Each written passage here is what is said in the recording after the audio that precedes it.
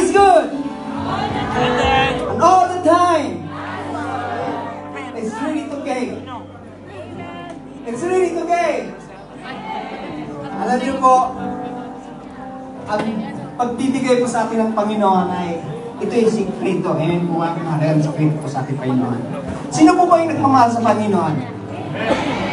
If you love God, give your tithes and offerings. Amen? How to prove your love if you cannot give your tithes and offering? Amen?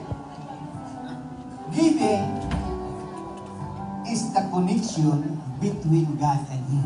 Amen? Giving is the privilege to serve the Lord. Amen?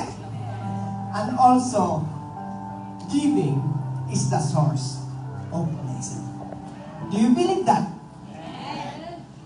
So, open your Bible and Proverbs.